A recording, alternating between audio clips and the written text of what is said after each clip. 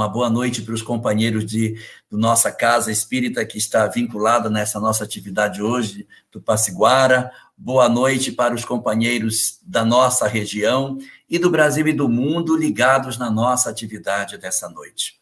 Nesta semana, nossa casa, na sua 39ª Semana Espírita, vem celebrando nesse ano a questão referente aos 160 anos de O Livro dos Médiuns. Uma obra magistral que descerra para nós informações muito preciosas com relação a essa comunicabilidade dos espíritos com os homens. E, mais especificamente, na nossa semana deste momento, nós estamos trabalhando na Semana Espírita 3 conceitos retirados do Livro dos Médiuns, que são peças fundamentais do entendimento daquilo que o Livro dos Médiuns coloca para a gente. A primeira delas, a certeza da imortalidade, a compreensão de que nós somos, sim, almas imortais a caminho da perfeição. O segundo ponto para que a gente converse na noite de hoje é sobre a questão dessa semana, é sobre a comunicabilidade, um elemento fundamental dentro do Livro dos Médiuns. Uma peça excelente para que a gente se debruce, porque isso é o cerne daquilo que a mediunidade tem para oferecer para nós. A possibilidade da comunicabilidade dos espíritos conosco. E como terceiro elemento dessa discussão, nós temos o aspecto do reencontro. A possibilidade de que amores do passado, espíritos que conhecemos no ontem, estejam próximos de nós nos nossos dias atuais. Que temas belos para que a gente possa trabalhar na nossa Semana Espírita. Que oportunidade extraordinária de reflexão e de entendimento sobre o que seja o existir. Então, neste sentido, quando a doutrina espírita descerra diante de nós essas verdades imortais, nós precisamos parar para tentar reinterpretar as nossas vidas a partir dessa ótica.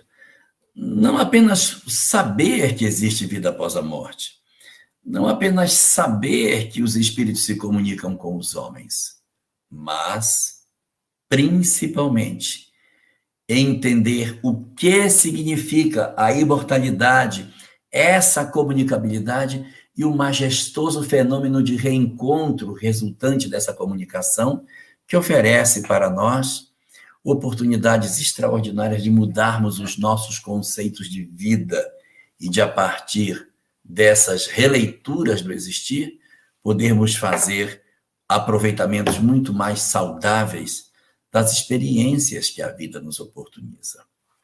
Todos nós, na verdade, passamos por dificuldades na vida, isso é muito comum.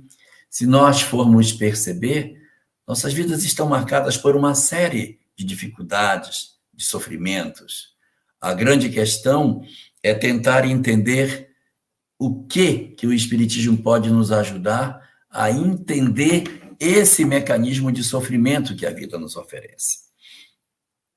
E assim, olhando para a leitura que o Espiritismo nos concede sobre a vida, nós vamos ter a informação de que todos nós, antes de renascermos, passamos por um período de repensar das nossas vidas. Por um período para reanalisar as nossas tendências, para rever o que é que nós faríamos durante as nossas existências corporais, para que obtivéssemos êxito espiritual e sucesso em termos de felicidade da alma. Quando estávamos no mundo espiritual, antes do nosso renascimento, nós percebemos que nossas vidas estavam ainda profundamente marcadas pelo sofrimento.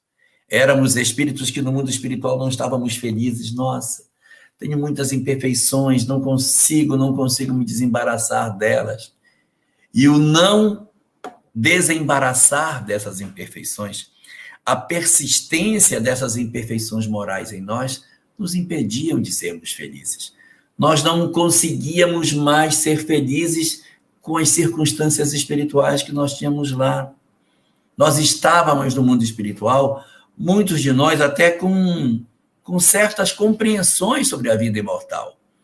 Mas apesar da nossa compreensão sobre a vida no mais além, nós não conseguíamos ser felizes. Algumas imperfeições nossas não nos permitiam que a gente conseguisse acessar a felicidade.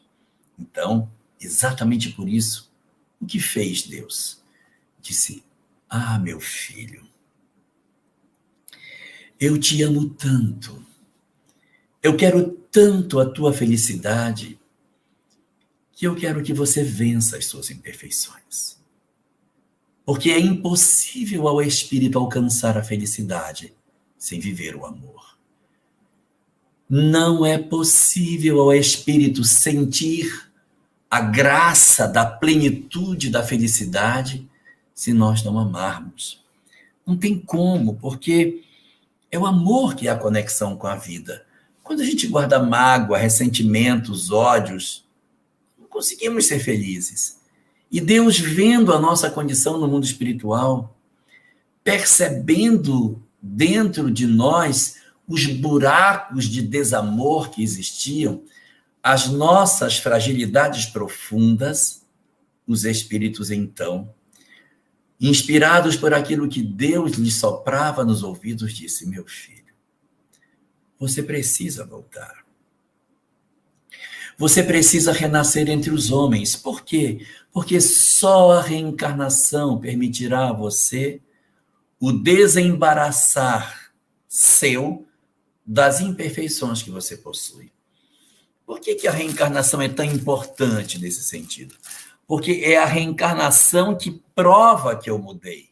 Lá no mundo espiritual eu digo assim, não, eu consegui, eu sou diferente, não sou mais como eu era no passado, eu aprendi que eu não posso ter ódio das pessoas, eu sei agora que eu preciso amar o outro, eu compreendi que eu tenho que ser uma pessoa desprendida dos bens terrenos.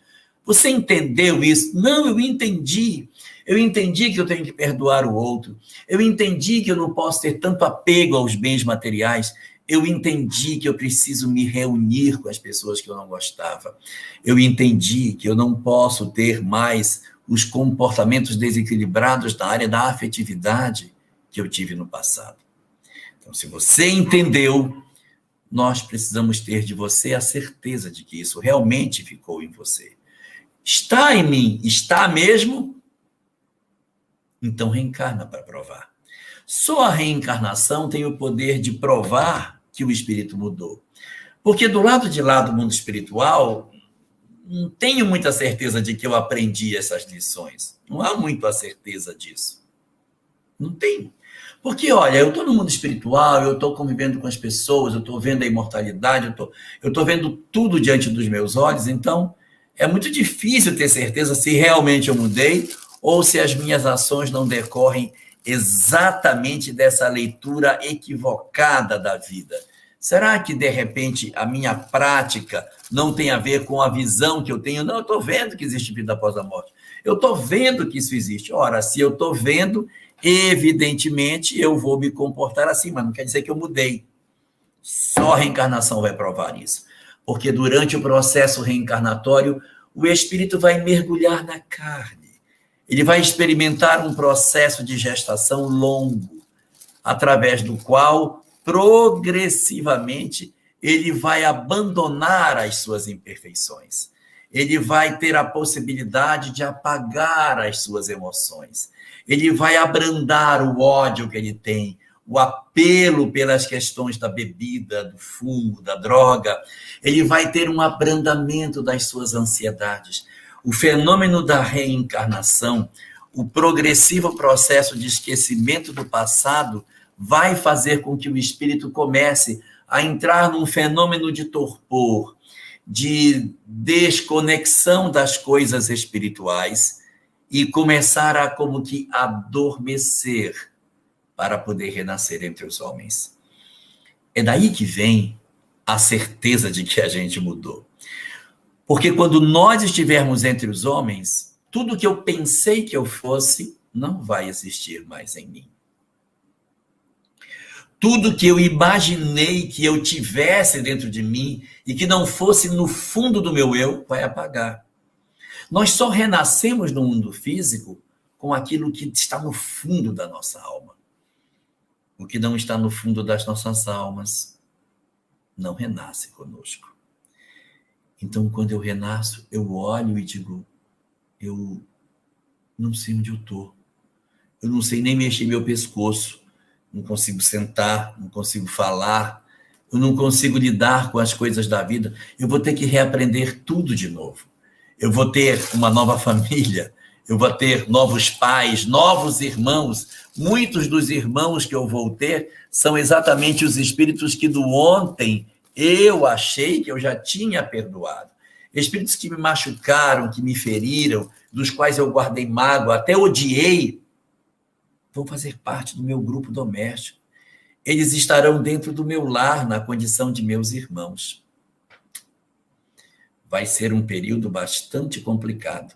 Mas se eu tiver feito realmente um aprofundamento daquilo que eu disse que eu tinha mudado, mesmo com o esquecimento do passado, eu vou ter êxito. Mesmo com as dificuldades que a gente possa apresentar, eu vou ter condições de ter sucesso. Por quê? Porque se ficou em mim, eu renasço e digo, não posso odiar ninguém, não posso fazer o mal, não posso andar por essa via, porque ficou em mim. É por isso que a reencarnação é tão importante. É por isso que a reencarnação é significativa para o processo de evolução do espírito. Ele poderia até evoluir no mundo espiritual, poderia não vir, poderia dizer, não, eu vou ficar por aqui, eu vou conseguir provar minhas melhorias espirituais ficando no mundo espiritual, só que ia demorar séculos, porque ele sempre teria uma dúvida, será que realmente eu mudei? Ou será que é porque eu estou aqui? Se você tem dúvida se você mudou, reencarna, meu. Só a reencarnação é que comprova que você fez a mudança. E é por isso que a gente renasce. A gente renasce para provar a si mesmo, para provar para a vida que eu consegui vencer as minhas dificuldades. Nós retomamos um corpo de carne para viver entre os homens e reencontrar com as experiências que eu tinha no passado, para que agora eu consiga dar as soluções corretas para os dramas que eu vivi. Então, quando a gente renasce, nós começamos a descobrir que as nossas vidas não estão assim tão fáceis. Por quê?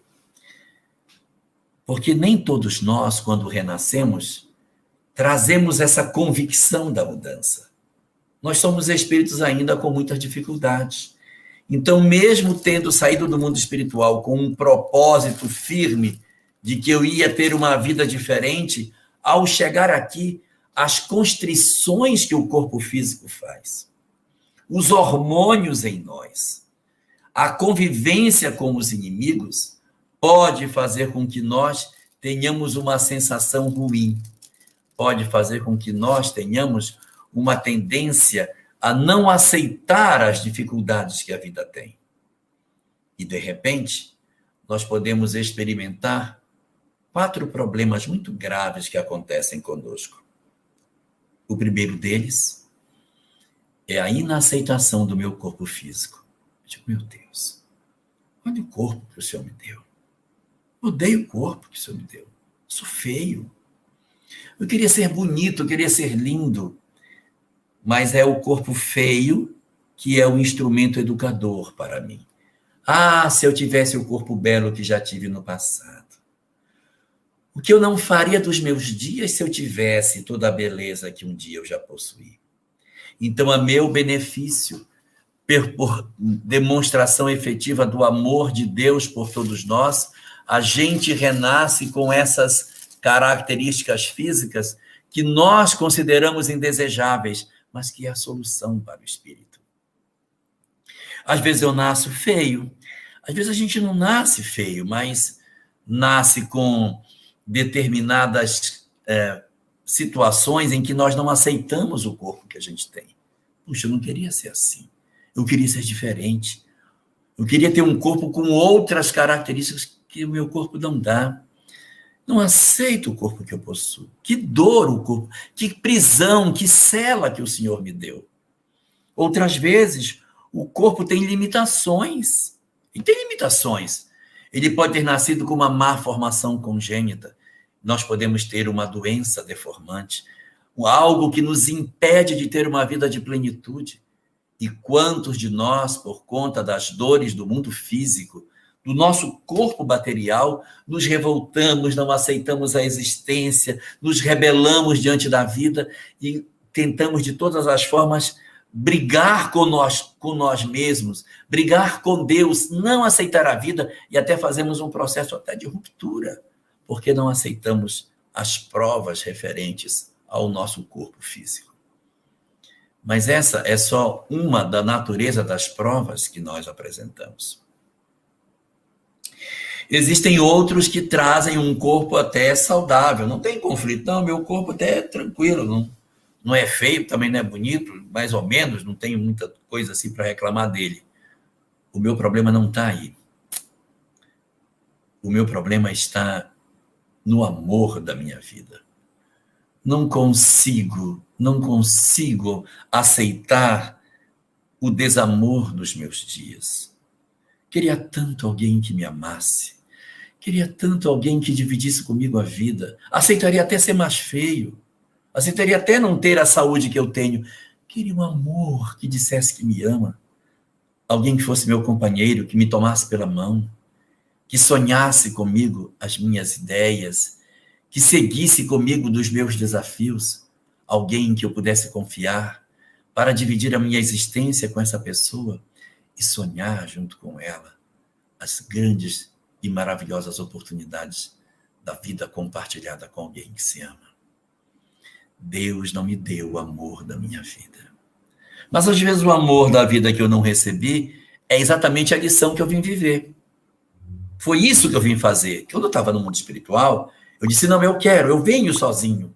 Eu preciso disso. Eu tive uma vida muito desregrada no passado, hoje eu quero vir só. Então eu planejo no mundo espiritual e quando eu volto para cá, eu encontro a experiência que eu precisava. Mas se eu não tiver convicção, essa experiência no mundo afetivo, eu acabo me revoltando diante dela.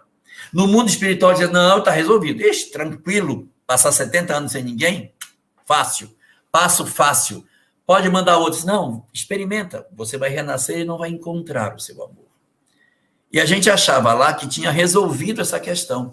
Quando chegamos aqui, dizemos, meu Deus, mas é amargo demais. Como é difícil estar vivendo sem aquela pessoa do seu lado. Então, tem muitas pessoas que o drama não é físico, é afetivo. É o mundo afetivo que está complicado. E existe um terceiro tipo de problema. O problema não está no físico. O problema não está no mundo afetivo. O problema está na vida de sociedade. A sociedade não me aceita. Eu tenho graves problemas de me adequar nessa sociedade. Não gosto do bairro que eu moro, odeio a cidade que eu vivo, não suporto o país que eu ando, odeio as músicas que eu escuto, não gosto dos meus vizinhos. Meu Deus, que prisão social o Senhor me colocou. Olha os filhos que o Senhor me deu. Olha a vida em torno de mim, não quero viver isso. Meu Jesus, o que aconteceu comigo? Do lado de lá, antes de renascer, nós dizíamos, eu preciso de uma experiência na pobreza. Me dê uma chance de provar que eu sou capaz de ser fiel no pouco. Me dê. Me oportunize a chance de demonstrar que eu venci os meus graves anseios de riqueza e de poder. E quando a gente renasce com o esquecimento do passado, sopra-se para longe das nossas almas essa conformação, essa visão maravilhosa de vida desaparece e nós espraguejamos as experiências que a vida nos dá. Nós nos revoltamos diante das circunstâncias que a vida nos pede. E por conta disso, nossos dias se tornam amargos. Desenvolvemos depressão, ansiedade, síndrome do pânico e uma série de conflitos exatamente porque não conseguimos organizar as nossas vidas de acordo com aquilo que nós deveríamos buscar. Então, o que percebemos aí? Os dramas sociais estão sendo muito pesados para nós. Não queria ter isso. Queria ter outras experiências. Então, nessa questão dos dramas sociais, está a grande família na qual vivemos, os filhos, as pessoas, os primos, os vizinhos, as circunstâncias que envolvem o meu mundo de relações. Odeio isso. Não gosto disso. E essas são, muitas vezes, as provas mais difíceis que o espírito tem para viver. Ele sonha com tantas coisas, não consegue realizar. E como a quarta das realidades dos sofrimentos humanos, a circunstância não está nem no físico, nem no afetivo e nem no social, está no econômico. Eu queria ser rico, queria ter poder, dinheiro, mandar, viajar, possuir iates, fazendas, queria mandar em gente, queria ter riqueza, queria poder fazer o que eu quisesse. Tô pobre, meu Deus. Nossa, o que me dói é não ter poder de gastar, queria viajar. Mas Deus me fez nessa condição. A insuportável experiência de não poder ser importante na vida. A insuportável circunstância de ser um amás na multidão. Não quero. Quero destaque. Quero dinheiro. Quero posição. Não aceito isso. Meu Deus, ser anônimo é péssimo. Eu quero estar na ribalta. Quero que as pessoas me conheçam. Eu quero ser importante. E Deus veio e me deu uma condição de silêncio, de subalternidade. No meu emprego é desse tamanho a minha importância. Eu queria tanto ser importante, mas não consigo ser assim.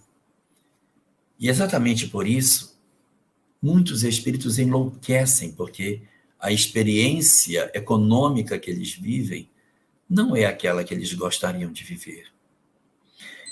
Conclusão, atravessamos a vida e temos a sensação de não estarmos aproveitando em virtude das dores e das dificuldades que nós atravessamos. Se a gente for perceber essas 4 situações, a gente pegar a primeira letra de cada uma delas, pegar o F de físico, o A de afetivo, o S de social e o E de econômico, faz a palavra fase. Porque tudo isso é só uma fase, gente. Tudo vai passar. Nós vamos passar por tudo isso. Se nós tivermos a leitura espiritual que o Espiritismo nos oferece, a gente vai conseguir perceber que, na verdade, as nossas existências, elas não serão tão dolorosas como a gente imagina, se nós passarmos a entender que a vida física é uma coisa e a vida espiritual é outra. Nossas condições espirituais são perenes, mas as condições da vida física vão passar.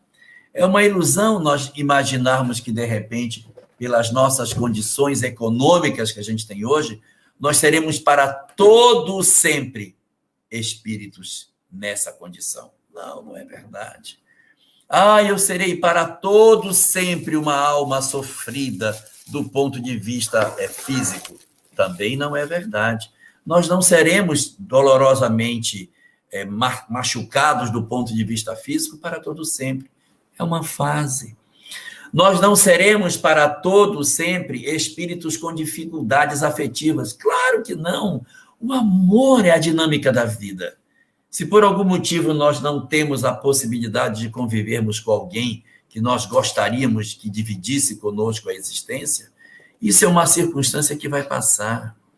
Porque em breve tempo, novas oportunidades nos serão oferecidas e nós iremos aprender a partir dessas leituras que as nossas almas podem sim e deverão encontrar com seus amores em breve. E aí poderemos retomar as histórias das nossas vidas. É só uma fase. Essa experiência social é só uma fase. Nós não viveremos assim para sempre. A existência é só um momento. A vida é que é importante.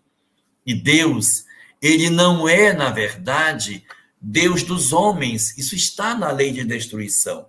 Quando os espíritos asseveram a Kardec que Deus não é Deus dos homens, ouçam bem o que eu estou dizendo. Está dito lá, não sei o que estou dizendo. Acho que é a questão 642. Deus não é Deus dos homens. Depois eu confirmo. Deus não é Deus dos homens, Deus é o Deus dos espíritos. Então, o que quer Deus? A felicidade daquilo que é o objeto de sua criação. E não quer a felicidade necessariamente dos homens. Ele quer a felicidade dos espíritos, porque esses é que são os seus cuidados. Os seus cuidados são esses. Então, se é necessário que para que o espírito ria, que o homem chore, que chore o homem, mas eu quero a gargalhada do espírito. Eu quero que o espírito sorria. Esse é o objetivo. E não oferecer facilidades para que o homem esteja sempre sorrindo, gargalhando e o espírito se afundando. O que quer Deus? Deus quer a felicidade espiritual nossa e não a nossa opulência do ponto de vista físico. Não, ele quer que nos eduquemos. E por esse motivo, ele vai oferecendo as experiências que a gente precisa para que as nossas almas se transformem no curso das experiências que a vida material possui, para que a gente possa transformar as nossas vidas. E ao voltarmos para o mundo espiritual, podermos dizer: Senhor, eu provei para mim mesmo. Eu sou sim capaz de amar. Senhor, eu te provo que eu sou sim o espírito que eu disse que eu era. Eu sou capaz de fazer todo o bem que eu disse que eu poderia fazer. Então, nessa hora, quando nós fazemos esse movimento de transformação das nossas vidas, nós estamos, na verdade, devolvendo a Deus o investimento que ele fez. O Senhor não disse que era para eu ir para a terra para dizer que eu sou capaz? Eu fui, Senhor. E aqui está o resultado. Tive um corpo que não era o melhor do ponto de vista físico, mas aprendi a amá-lo e a gostar dele. Tive uma experiência afetiva que não era a melhor do ponto de vista físico, mas foi a minha grande oportunidade de arrumar as minhas emoções destrambelhadas que eu trazia. Vivi em condição social amarga, mas consegui vencer. E tive uma experiência econômica muito dolorosa, mas aprendi com o Espiritismo que é tudo só uma fase na minha vida para que eu consiga me despertar. E Deus ficará muito feliz conosco.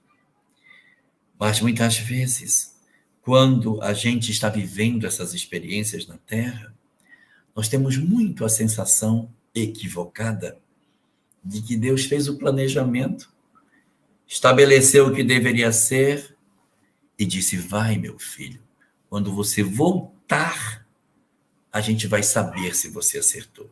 Puxa, se fosse assim, ia ser muito difícil, hein? Se nós tivéssemos que realmente viver entre os homens sem saber se estamos indo pelo caminho correto, abandonados no mundo, muitos de nós nos perderíamos pelo caminho. Porque as provas da existência, elas são bem pesadas, sabe? Não é fácil viver entre os homens. Não é fácil ter essa oportunidade de renascer para viver todas essas experiências que a reencarnação nos exige. Nós precisávamos, sim, da certeza de que nós não estaríamos sozinhos nessa jornada. Porque se for para a gente vir para cá, para enfrentar os desafios que a existência nos pede, sem que a gente tenha nenhum ponto de socorro, nenhum apoio, nenhum local de acolhimento para as nossas almas, dificilmente nós vamos conseguir sucesso. Exatamente para que essa vinda para o mundo físico, para que esse experimentar no mundo corporal tenha mais sucesso, Deus disse: eu vou te dar uns abrigos para você se acolher. Nas tuas horas de dor, nos teus momentos de angústia, nas tuas horas de solidão, Nos momentos que você disser, meu Deus, eu não aguento mais, eu não tenho condição de suportar todas essas dores que eu estou vivendo, então Deus disse, eu vou te dar cinco abrigos para que você se agasalhe no sofrimento da dor. Quais são esses 5 abrigos que a gente tem? Esses abrigos, eles não são físicos, eles são, na verdade, espaços psicológicos onde a gente pode se agasalhar e se sentir protegido do processo do sofrimento que o mundo nos impõe. Porque estar na existência física promove, sim, o sofrimento. Se nós fôssemos sair da Terra e dizer assim, vai, meu filho, daqui a 80 anos, quando você voltar, a gente vai conferir, ver se você acertou, quem é que ia conseguir fazer as coisas certas? Então ele disse, eu vou colocar na tua trilha 5 elementos que vão te ajudar. O primeiro desses elementos, desses abrigos que Deus nos concede, é a família. A família, sim, a família. Nossos pais. Tá louco, meus pais foram muito difíceis, muito problemáticos. Não. Você nunca poderia ter sobrevivido se seus pais não tivessem cuidado de você. E posso asseverar sem medo de errar, é impossível sobreviver na vida física sem alguém que nos cuide. Pode não ter sido a mãe, pode não ter sido o pai, pode ter sido um avô, uma madrinha, um tio, alguém, um irmão mais velho, mas alguém cuidou de você. Ninguém se alimenta sozinho quando nasce na Terra. Então, um primeiro movimento de gratidão você tem que fazer para quem lhe cuidou. Porque esses que lhe cuidaram, que lhe alimentaram, foram essenciais para o sucesso da sua encarnação. Eles alimentaram você fisicamente e foi quem cuidou de você espiritualmente. Foi quem ensinou você a falar, ensinou você a andar, deu alimento. Depois disse, meu filho, vá dormir. Sai da rua, não pega sol, escova os dentes, alimente direito, coma verdura, não coma só isso. Que papel maravilhoso que esses anjos exerceram nas nossas vidas. Eles fazem o papel de serem, ainda que imperfeitos, capazes de cuidar de nós. Isso é uma das coisas mais bonitas que a encarnação possui, é o dom de nos oferecerem anjos de carne.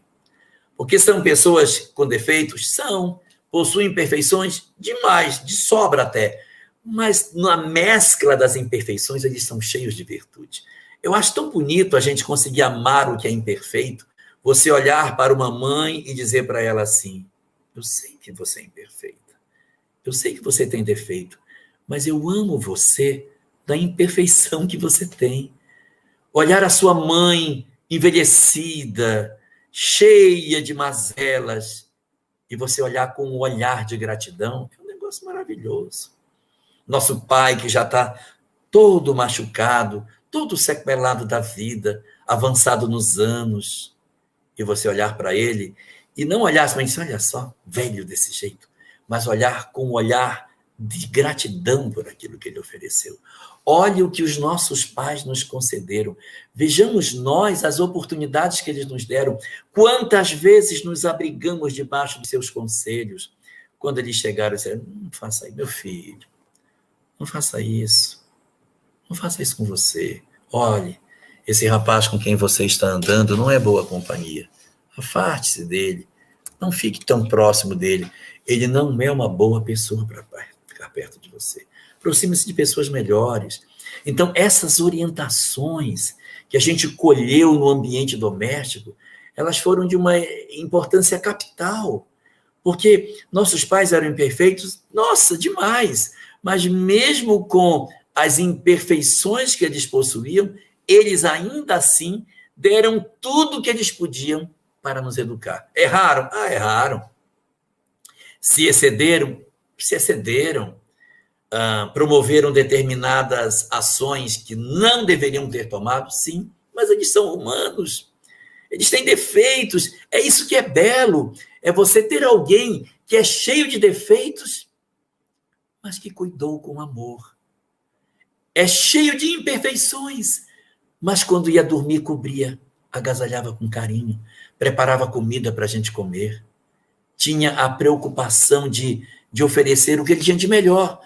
O que ele tinha de melhor não era uma grandeza extraordinária, mas era tudo que ele possuía. Às vezes, nossos pais foram vítimas da educação de nossos avós, menos preparados ainda para a missão de paz do que nossos pais. Então, eles receberam uma educação deficiente e repassaram a educação deficiente que eles têm. Mas com todas as imperfeições que se possa pensar, eles foram, de alguma maneira, os artífices do nosso sucesso, da gente poder hoje estar adulto, se relacionar com pessoas, ter um conjunto de valores. Então, eles foram o nosso primeiro abrigo. Foram o primeiro instrumento que Deus nos legou para que nessa grande saga de vida do mundo espiritual para o mundo corporal, para ganhar virtudes, conseguir vencer as imperfeições, nós tenhamos conseguido alcançar esse êxito extraordinário que nos faz retornar para o mundo espiritual com as bagagens cheias de sucesso. O segundo dos abrigos que Deus nos concedeu foram os nossos amigos. Sim. Os amigos é a família que nós escolhemos depois de encarnado. A família corporal foi escolhida antes de renascer, surgida de basicamente 2 tipos de laços, laços do passado de afeto e laços do passado de desafeto. Nem todos os companheiros da nossa equipe doméstica são amores do ontem, alguns são difíceis, alguns são espíritos com os quais nós tivemos dificuldade de relacionamento no ontem, por isso estão hoje convivendo conosco dentro do mesmo lar. Mas apesar das dificuldades que a gente enfrenta na relação com esses espíritos, a gente pode muitas vezes tratar essas relações e até melhorar a aproximação. Então, a nossa família, ela tem essa mescla de ser formada de espíritos afins ou não afins. Já os amigos, não. Os amigos são aqueles que eu escolhi. Esses eu tenho afinidade. São os irmãos que eu decidi ter depois que nasci. Eu olhei para eles e disse, eu gosto da sua companhia. Eu quero ficar perto de você. Eu escolho meus amigos, eu escolho os meus companheiros de jornada, meus confidentes, junto a quem eu choro, eu conto minha vida, eu ouço as dores dele. Juntos nós nos consolamos mutuamente e fazemos o trabalho magistral de, através das nossas dificuldades, nos juntarmos e um cuidar do outro. Então, de certa maneira, a oportunidade que a gente tem de ter amigos é muito importante, porque são através dele que você vai constituir o seu segundo grupo social, que é o seu segundo abrigo. Às vezes os pais já não conseguem mais oferecer aquela proteção que a gente gostaria. Eu sinto falta de alguém para dividir a vida. Então, não é mais a família. De repente, eu tenho, além do cônjuge, dos filhos, do pai, da mãe, dos irmãos, um segundo grupo que a gente precisa ter, que é o grupo formado pelos nossos amigos.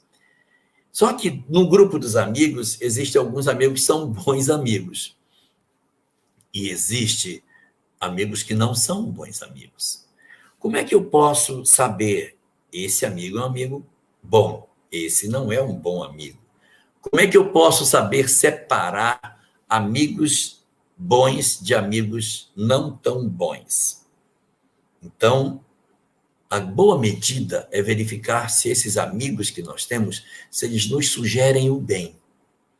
Se eu tenho um amigo que, quando eu tenho dúvida, ele me aconselha o bem, ele é um amigo bom, ele é um bom amigo. Mas se eu tenho um amigo que me aconselha o mal, então ele não é um bom amigo. Como que eu vou saber se o que ele está me dizendo é um bem ou se ele está me dizendo é um mal? Tem uma medida para saber. Joana de Ângeles diz que o bem é tudo aquilo que preserva a vida. Tudo aquilo que preserva a vida é o bem. Por quê? Porque não foi Deus que criou a vida? Então, se Deus criou a vida, tudo aquilo que preserva a vida é a favor de Deus. Então, é o bem. Então, se eu tenho algo que conspira contra a criação, não é bom. Então, se eu tenho um amigo que diz assim, vamos quebrar, vamos destruir, não é bom amigo. Se meu amigo manda eu quebrar as coisas, ele não é bom. Se meu amigo me joga contra a minha família, ele não é um bom amigo. Se meu amigo me empurra para as drogas, ele não é um bom amigo, porque ele está me conspirando contra a vida. Se ele me joga contra meus pais, isso vai ser a favor ou contra a vida? O que vai acontecer com meus pais? Vão ficar mais saudáveis ou mais doentes? Então é contra a vida. Se ele me impulsiona para a bebida, para a droga, para o fumo, isso é contra ou a favor da vida? Então ele não é um bom amigo. Se meu amigo me aconselha uma interrupção de gestação, ele não é um bom amigo. Mas todos os amigos que nos aconselham a buscar a família, a procurar a harmonia, a nossa saúde física e mental, que nos sugere o fortalecimento das questões que nos ligam ao viver, esse é um bom amigo. Um amigo é sempre aquele que acena para nós com as possibilidades efetivas de nós conseguirmos aproveitar a existência fazendo todo o bem que seja possível.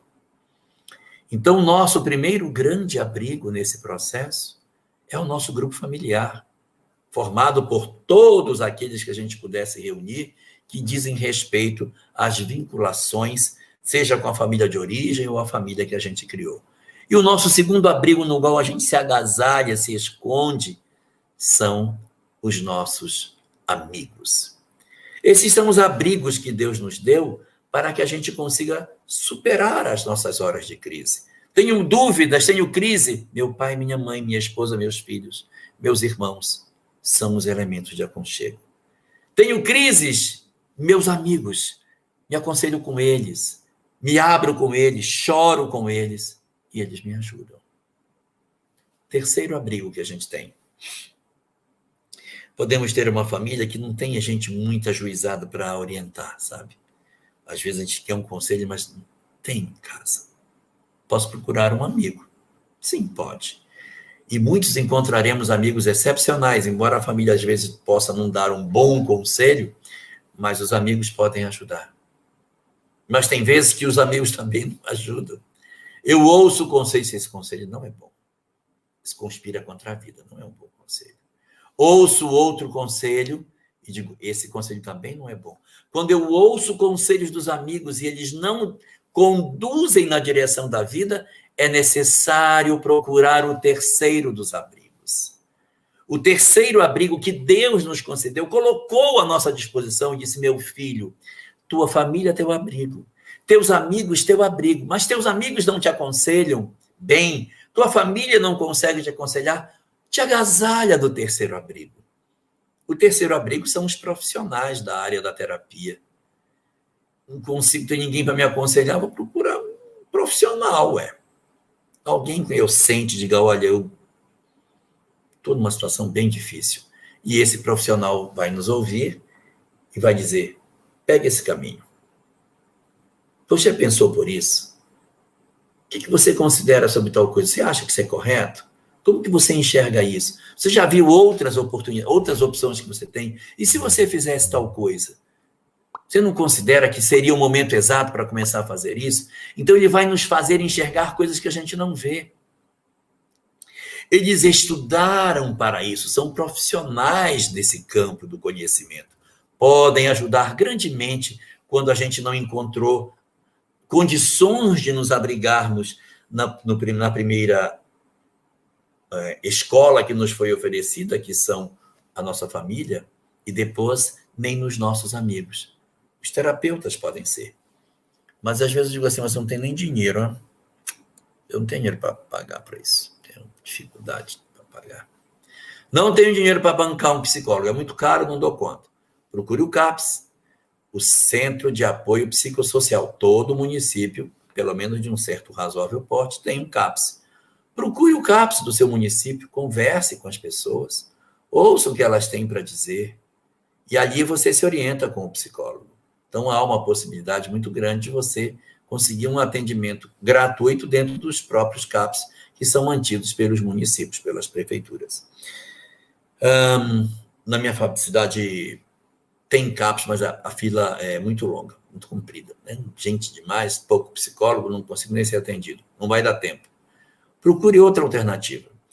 Em muitas cidades que têm cursos de psicologia, você precisa manter uma espécie de um laboratório para a experimentação dos acadêmicos.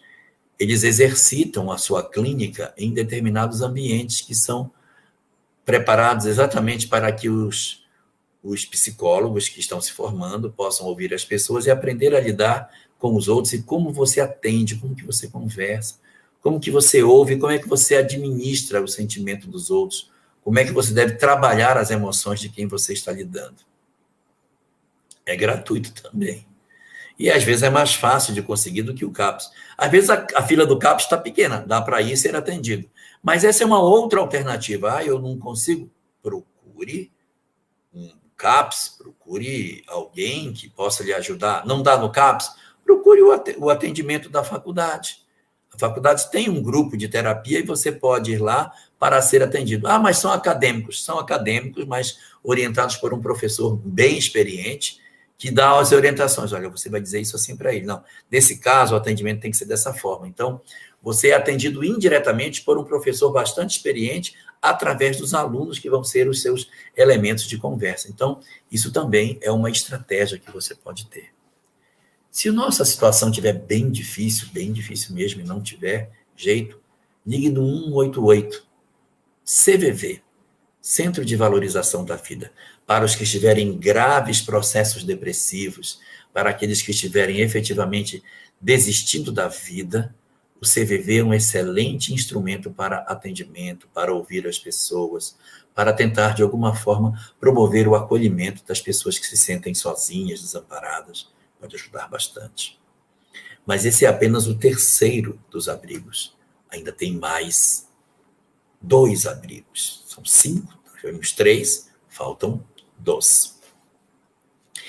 Se a família não me ajuda, se os meus amigos não dão bons conselhos, se eu já procurei um terapeuta e não achei nada, não tenho dinheiro, não tem CAPS, não tem centro de formação, puxa, o que eu vou fazer? Procure o 4º abrigo. O 4º abrigo é a fé. Procure um templo religioso da sua predileção. Se você gosta da Igreja Católica, procure a Igreja Católica. Se gosta da Igreja Protestante, procure a Igreja Protestante. Gosta da doutrina espírita? Procure uma casa espírita. E procure o trabalho de atendimento aos que padecem. Na casa espírita é chamado de atendimento fraterno pelo diálogo. Alguém poderá ouvir você. Não será efetivamente um terapeuta, mas é um ouvido com a visão da doutrina espírita para ponderar as questões, para tentar encontrar junto com você alternativas, ouvir as suas dores e tentar, de alguma maneira, ajudar a possibilidade de nós podermos nos organizar emocionalmente. Esses profissionais são muito importantes, porque eles podem... Esses voluntários são muito importantes, porque esses voluntários não recebem nada para fazer isso, não tem nenhuma paga para o trabalho deles, eles simplesmente se oferecem gratuitamente para atender, igual o pessoal do CVV, também é gratuito, são voluntários. E na casa espírita, você vai encontrar esse trabalho. Na Igreja Católica e na Igreja Protestante, também podemos oferecer muitas condições de crescimento para todos nós. Agora, isso não significa dizer que obrigatoriamente ali você encontrará todas as soluções para a sua vida. De repente você pode ter alguns outros dramas que não sejam os mais exatos. Você pode procurar socorro e vai descobrir que depende muito mais de você do que dos outros. Depende muito mais de você do que de sua família, do que de seus amigos, do que do terapeuta, do que da fé que você procura. Então, todas essas possibilidades precisamos estar atentos a todas elas para que a gente consiga aproveitar. Porque esses 4 instrumentos que nos foram dados, eles podem falhar. A família pode não conseguir. Os amigos podem não conseguir ajudar. O terapeuta pode ter suas dificuldades. A própria instituição religiosa, a Igreja Católica, o Centro Espírita, a Igreja Protestante, pode não conseguir atingir você. Mas tem um 5º abrigo, que é diferente dos outros 4. Observe a nossa mão como é.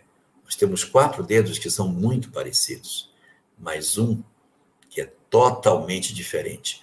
Os 4 estão como que num plano, e o outro está num plano totalmente diferente. O 5º abrigo de Deus tem a ver fundamentalmente com o tema central do nosso encontro da nossa Semana Espírita. Qual é o tema central da nossa Semana Espírita? A celebração dos 150 anos de O Livro dos Médiuns. E nesse O Livro dos Médiuns, 3 palavras-chave são retiradas da obra para que a gente perceba como é que ela se insere na nossa vida. E essas 3 palavras escondem por trás delas, o 5º dos abrigos. As palavras são, e aqui vai a charada, o que é imortal? O que é que se comunica conosco? E o que é que se reencontra conosco? Já que o nosso tema central é imortalidade, comunicabilidade e reencontro. Qual é este elemento apresentado no Livro dos Médiuns, que é imortal, que não vai desaparecer com a morte, que se comunica conosco pelos fios invisíveis da mediunidade e que nos oferece, pela sua possibilidade de comunicação, o reencontro com as nossas almas? Sim, os Espíritos, o último e o infalível socorro de Deus. Entre os abrigos que Deus nos concede, o abrigo da conexão com os bons espíritos é uma oportunidade extraordinária de êxito das nossas existências. Nós temos todas as noites um momento de conversa com eles, se assim quisermos. Podemos não ver os nossos pais todos os dias, podemos. Podemos não encontrar com os nossos amigos todos os dias. Podemos não ter a chance de falar com o nosso terapeuta todos os dias, e nem de estarmos no templo religioso para conversar com o sacerdote todos os dias. Mas nossos mentores têm a possibilidade extraordinária de estar em contato conosco todas as noites, quando vem o momento do sono, que Deus sopra as nossas almas para longe do corpo, e nós nos desembaraçamos do corpo físico e voltamos a ser novamente almas com um pouco mais de lucidez. Nossos espíritos benfeitores, que não descansam de cuidar de nós, se aproximam para oferecer o último e o mais extraordinário dos abrigos. Sentam conosco, revêem nossas decisões, alinham as suas ideias com as nossas, nos apontam os rumos que temos que seguir, nos fazem relembrar os compromissos que acertamos antes de renascer, nos mostram e dizem: olha, meu filho, o corpo que você tem é uma necessidade. A experiência afetiva que você vive é importantíssima para você. Os dramas sociais que você atravessa são aquilo que você mesmo pediu para o seu sucesso espiritual. E as dificuldades econômicas que você tanto lamenta são a grande chave de libertação espiritual que você tem. Eles ressignificam as nossas dores, nos acenam as possibilidades de crescimento e descerram horizontes sempre novos, fortalecendo os nossos bons propósitos. Mas, para isso, nós precisamos estar conectados com eles. É uma conexão que a gente não paga. Não vai pagar como um terapeuta. Não precisa se deslocar, como nos casos de ir para a casa dos amigos, dos nossos entes queridos, ou do nosso terapeuta. Eles vêm até nós pelos fios invisíveis da prece, que nós temos que aprender a cultivar de maneira bastante frequente, orarmos antes de dormir, guardar serenidade de espírito, não se permitir envenenar pelos sentimentos negativos para que essas conexões não se percam. E para promover o efetivo processo de conexão, a prática do bem.